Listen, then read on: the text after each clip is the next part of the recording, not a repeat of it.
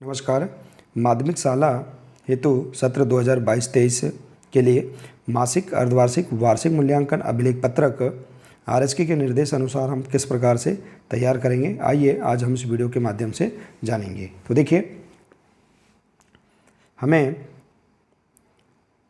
वार्षिक परिणाम तैयार करने के पूर्व हमें मासिक, अर्धवार्षिक, वार्षिक मूल्यांकन अभिलेख पत्रक जो पंजी है इसे हम तैयार करते हैं। इसके आधार पर ही हम आसानी से प्रगति पत्रक और वार्षिक परिणाम अभिलेख पत्रक हम तैयार करते हैं। तो आइए देखते हैं शिक्षा सत्र 2022-23 के लिए आरएसके के निर्देश अनुसार हम किस प्रकार से इस मासिक, अर्धवार्षिक, वार्षिक मूल्यांकन अभिलेख पत्रक को तैयार करेंगे। देखिए, इसमें हम देखेंगे शैक्षिक क्षेत्रों का मूल्यांकन और सहशैक्षिक क्षेत्रों का मूल्यांकन और व्यक्तिगत सामाजिक गुणों के मूल्यांकन में हम किस प्रकार से ग्रेड अंकित करेंगे। आइए आज हम इस वीडियो के माध्यम से जानेंगे। देखिए साथियों, पूर्व में राज्य शिक्षा केंद्र भोपाल द्वारा इस संबंध में एक महत्वपूर्ण आदेश जारी किया गया है। देखिए, राज्य शिक्षा केंद्र द्वारा दिनांक 22/2/2023 को यह आदेश जारी किया गया है, जिसका विषय है वार्षिक मूल्यांकन वर्ष 2022-23 कक्षा 1 से 4 एवं 6-7 के लिए मूल्यांकन निर्देश। इस प्रकार से आदेश जारी किया गया है, जिसमें महत्वपूर्ण निर्देश वार्षिक मूल्यांकन अभिलेख पत्रक तैयार करने के लिए दिए गए हैं। तो हम देखते हैं,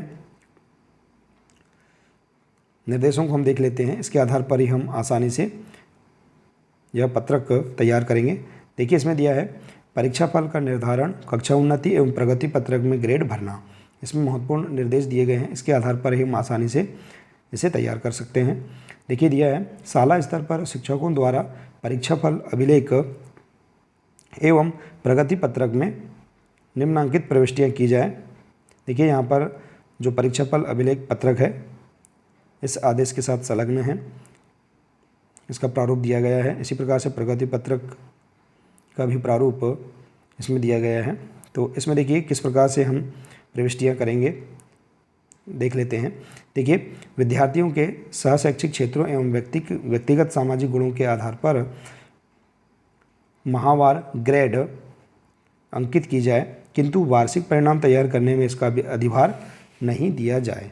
देखिए, यहाँ स्पष्ट निर्देश हैं कि जो विद्यार्थियों के सहशैक्षिक क्षेत्रों एवं व्यक्तिगत सामाजिक गुणों के आधार पर हम माहवार ग्रेड पूर्व अनुसार हम तैयार कर सकते हैं, परंतु वार्षिक परिणाम तैयार करने में इनका अधिभार नहीं दिया जाए। तो यहाँ स्पष्ट निर्देश दिया गया है। इसके बाद दिया है अर्धवार्षिक मूल्यांकन। इसमें देखेंगे हम विषयवार पूर्णांक 50 अंक के प्राप्तांकों के आधार पर ग्रेड अंकित किए जाएँ। इसके बाद है वार्षिक मूल्यांकन, विषयवार पूर्णांक 100 लिखित मूल्यांकन प्लस प्रोजेक्ट के प्राप्तांकों के आधार पर ग्रेड अंकित किए जाएँ। देखिए, वार्षिक मूल्यांकन में विषयवार जो पूर्णांक है 100 अंक का है, जिसमें लिखित मूल्यांकन प्लस प्रोजेक्ट के प्राप्तांकों के आधार पर ग्रेड अंकित किए जाएं। इसके बाद दिया है वार्षिक परिणाम ग्रेड। देखिए, विषयवार, अर्धवार्षिक एवं वार्षिक मूल्यांकन के प्राप्तांकों को जोड़कर प्रति विषय महायोग 150 के मान से समस्त विषयों के प्राप्तांकों के आधार पर वार्षिक परिणाम के ग्रेड अंकित किए जाएँ। देखिए, यहाँ स्पष्ट निर्देश है कि विषयवार, अर्धवार्षिक एवं वार्षिक मूल्यांकन के प्राप्तांकों को जोड़कर प्रति विषय महायोग 150 के मान से ही हमें समस्त विषयों के प्राप्तांकों के आधार पर वार्षिक परिणाम का ग्रेड अंकित करना है। तो देखिए, हम इन निर्देशों के आधार पर हम किस प्रकार से मासिक, अर्धवार्षिक, वार्षिक अभिलेख पत्रक तैयार कर लेंगे, इसे हम समझते हैं। देखिए, तो हम यहाँ देख सकते हैं जो आरएसके के निर्देश दिए गए हैं, इसके आधार पर हम देखेंगे। देखिए, इसमें हम सामान्य सी जानकारी छात्र की अंकित कर देंगे इस प्रकार से। अब हम देखेंगे, देखिए यहाँ जो हमने यह पत्रक तैयार किया है ये उदाहरण स्वरूप बताया है। इसके अनुसार ही आप इसे समझकर आरएसके के निर्देश अनुसार आप मासिक, अर्धवार्षिक, वार्षिक मूल्यांकन अभिलेख पत्रक तैयार कर सकते हैं। तो यह एक उदाहरण स्वरूप है। देखिए, समझते हैं शैक्षिक क्षेत्रों का मूल्यांकन, इसमें हम प्राप्तांक और ग्रेड किस प्रकार से अंकित करेंगे। देखिए आरएसके द्वारा निर्देश दिए गए हैं कि केवल हमें वार्षिक परिणाम का जो ग्रेड है ये केवल अर्धवार्षिक मूल्यांकन और वार्षिक मूल्यांकन के प्राप्तांकों के आधार पर ही हमें ग्रेड अंकित करना है।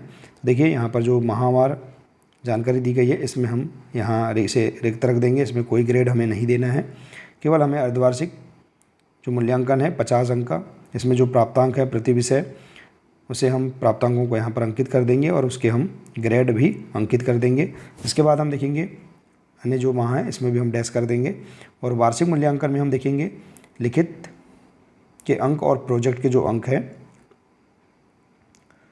इन अंकों को हमें अंकित करके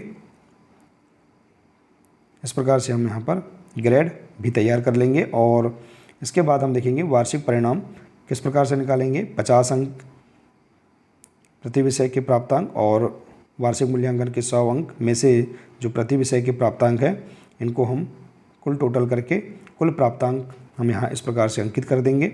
150 अंक में से प्रति विषय के जो प्राप्तांक है इस प्रकार से, और इनका हम योग या टोटल हम इस प्रकार से कर देंगे और इनका ग्रेड लिख देंगे। तो देखिए इस प्रकार से हम देखेंगे यहाँ पर 150 अंक प्रति विषय के मान से हम देखेंगे 6 विषय हैं, इसके आधार